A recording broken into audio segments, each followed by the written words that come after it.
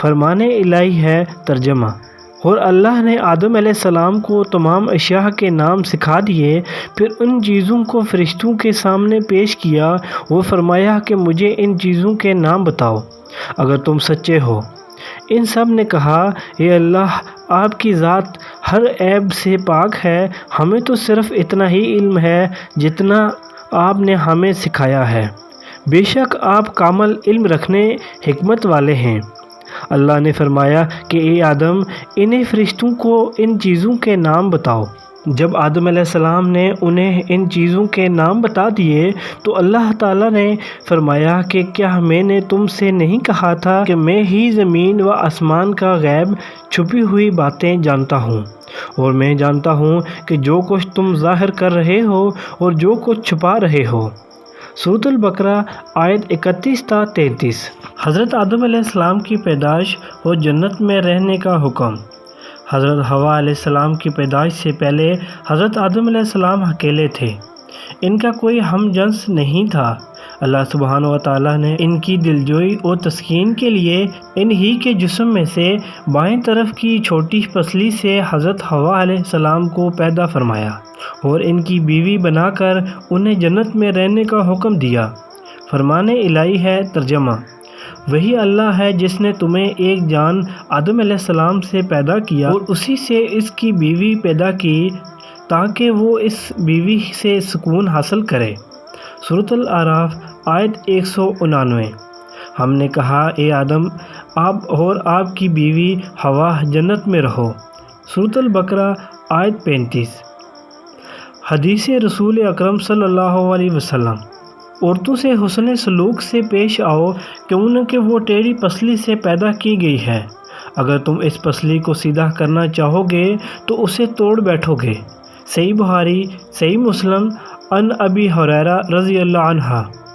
حضرت آدم علیہ السلام سو رہے تھے کہ اللہ عز و جل نے اسی حالت میں ان کی بائیں طرف کی چھوٹی پسلی سے حضرت حوا علیہ السلام کو پیدا فرمایا۔ تفسیر الطبری عن ابن عباس رضی اللہ عنہ۔ ابلیس کی انسان دشمنی۔ جب اللہ سبحانہ تعالیٰ نے حضرت آدم و حوا علیہ السلام کو عزت و اکرام سے نوازتے ہوئے جنت میں رہنے کا حکم دیا تو شیطان کو انسان کی یہ عزت و تکریم برداشت نہ ہوئی۔ اس نے اسی وقت سے ہی انسانوں کو گمراہ کرنے کا منصوبہ بنا لیا۔ انسان سے دشمنی کے لیے اس نے اللہ تعالیٰ سے مہلت طلب کی۔ اللہ عز و جل نے اسے قیامت تک کے لیے مہلت دے دی۔ فرمان الہی ہے۔ ترجمہ: اس شیطان نے کہا، اے اللہ، چونکہ آپ نے مجھے گمراہ کر دیا ہے اس لیے میں ان انسانوں کو گمراہ کرنے کے لیے آپ کی سیدھی راہ پر گھات لگا کر ضرور بیٹھوں گا، پھر ان پر حملہ کروں گا، ان کے آگے سے بھی، پیچھے سے بھی، دائیں سے بھی اور بائیں سے بھی، اور آپ ان میں سے اکثر کو شکر گزار نہ پائیں گے۔ سورۃ الاعراف آیت 16 تا 17۔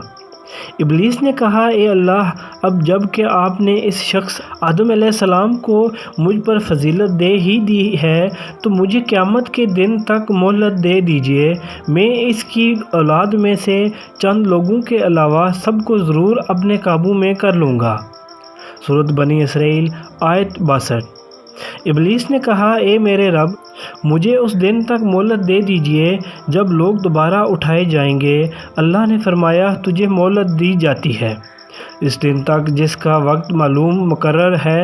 ابلیس نے کہا، آپ کی عزت کی قسم، میں ان سب لوگوں کو بیکاہ کر رہوں گا سوائے تیرے مخلص بندوں کے۔ سورۃ صاد آیت 79 تا 83۔ مزید تفصیل کے لیے پڑھیں ترجمہ و تفسیر سورۃ الاعراف آیت 14 تا 15 اور سورۃ الحجر آیت 36 تا 40۔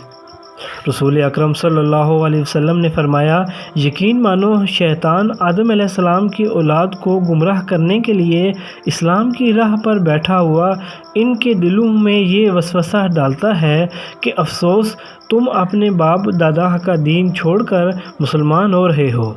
سعادت مند لوگ اس کی بات ٹھکرا کر مسلمان ہو جاتے ہیں۔ پھر شیطان جہاد کی راہ پر بیٹھ کر کہتا ہے کہ جہاد کیوں کرتے ہو، تم مارے جاؤ گے۔